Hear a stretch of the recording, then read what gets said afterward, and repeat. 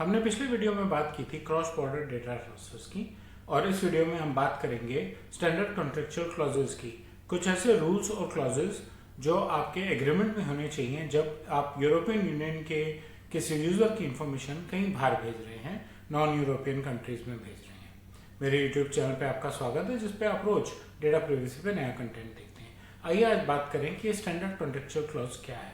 Standard contractual clause एक legal tool है, एक सेट ऑफ रूल्स हैं, क्लॉजेज हैं जो उस एग्रीमेंट का हिस्सा होना चाहिए जिसमें एक कंपनी या कोई सेट ऑफ यूजर्स अपनी पर्सनल इंफॉर्मेशन किसी यूरोपियन यूनियन से बाहर भेज रहे हैं किसी पर्पज से, चाहे वो वहां स्टोर हो रही है चाहे वो वहां प्रोसेस हो रही है। उस केस में उनको एक कॉन्ट्रैक्ट साइन करना चाहिए जिससे कि वो जीडीपीआर के कंप्लायंट रहें, जिससे कि बाहर वाले देश को और बाहर प्रोसेसिंग करने वाले को, स्टोर करने वाले को क्लियर हो कि उसको जीडीपीआर के क्या क्या क्लॉजेज मैनेज करने और मेंटेन करने हैं। ये बहुत जरूरी है क्योंकि यूरोपियन यूनियन का जो यूजर है उसको यूरोप से बाहर जाने पे भी वही सिक्योरिटी मिलनी चाहिए, उसकी इंफॉर्मेशन की सेफ्टी मिलनी चाहिए जो उसको यूरोपियन यूनियन के अंदर मिल रही है।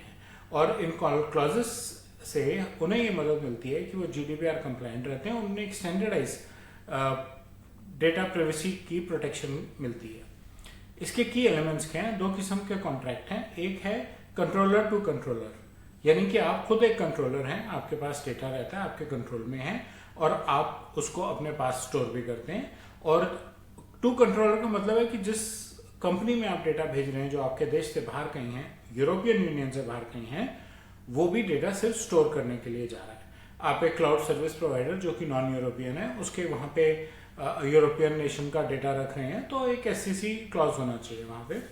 और दूसरा है कंट्रोलर टू प्रोसेसर, यानी कि डेटा आपका है लेकिन प्रोसेस आप थर्ड पार्टी जिससे प्रोसेस करा रहे हैं वो नॉन यूरोपियन है, तो आप उसको डेटा भेज रहे हैं प्रोसेस करने के लिए जिससे कि आपको रिक्वायर्ड आउटकम मिले। इंपॉर्टेंट सेफगार्ड्स क्या हैं? इंपॉर्टेंट सेफगार्ड्स हैं कि आप जीडीपीआर कंप्लायंट रहें और यूरोप से बाहर भी डेटा जाने के बावजूद आपको सेम प्रोटेक्शन मिले, सेम सिक्योरिटी मिले और आपकी डेटा सब्जेक्ट्स को कॉन्फिडेंस बना रहे, उन्हें अपने राइट्स उसी तरीके से मिले जिस तरीके से तब मिल रहे थे जब उनका डेटा, जब उनकी पर्सनल इंफॉर्मेशन यूरोपियन यूनियन के अंदर स्टोर की जा रही थी या प्रोसेस की जा रही थी।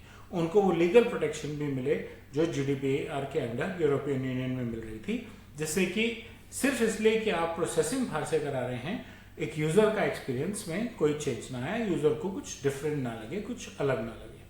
प्रैक्टिकल इम्प्लीमेंटेशंस अपने कॉन्ट्रेक्चुअल एग्रीमेंट्स में जो आप एक कॉन्ट्रैक्ट साइन कर रहे हैं थर्ड पार्टी के साथ कि वो आपके बिहाफ पे इंफॉर्मेशन स्टोर या प्रोसेस कर रही है, उसके साथ एक अच्छा कॉन्ट्रैक्ट ड्राफ्ट करें और इनकॉर्पोरेट करें। डेटा ट्रांसफर के एग्रीमेंट्स को रेगुलरली अपडेटेड रखें। ड्यू डिलिजेंस करें थर्ड पार्टी के साथ। आप इंश्योर करें कि आप स्टैंडर्ड कॉन्ट्रेक्चुअल क्लॉजेस को कंप्लाई करते हैं। ऐसा नहीं होना चाहिए कि यूजर का एक्सपीरियंस चेंज हो जाए या यूजर की इंफॉर्मेशन मिसयूज हो जाए, लीक हो जाए। ऐसी कई कंट्रीज होंगी जहां अभी शायद डेटा प्राइवेसी के रूल्स नहीं है, लेकिन जब यूरोपियन यूनियन की किसी कंपनी का डेटा उन कंट्रीज में जा रहा है तो उन कंट्रीज को इस चीज का ध्यान रखना होगा, उन कंपनीज को जो प्रोसेस कर रही हैं वहां पे इस चीज का ध्यान रखना चाहिए कि क्योंकि यूरोपियन यूनियन का डेटा है तो इसको जीडीपीआर कंप्लायंट होना चाहिए। और आपको एज अ सेंडर इस चीज का ध्यान रखना चाहिए कि आप रेगुलरली अपने थर्ड पार्टी वेंडर के ऑडिट्स करें।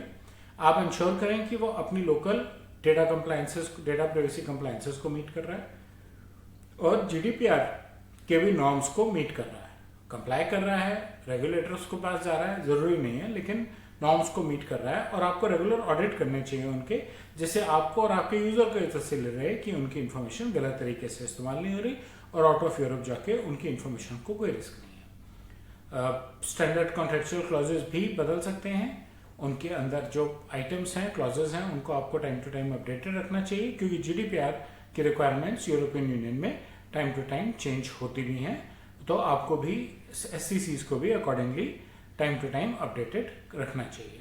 एससीसीज पे फिलहाल के लिए इतना ही। अगर आपको मेरा कंटेंट अच्छा लगा तो लाइक बटन दबाएं और बेल आइकन दबाएं।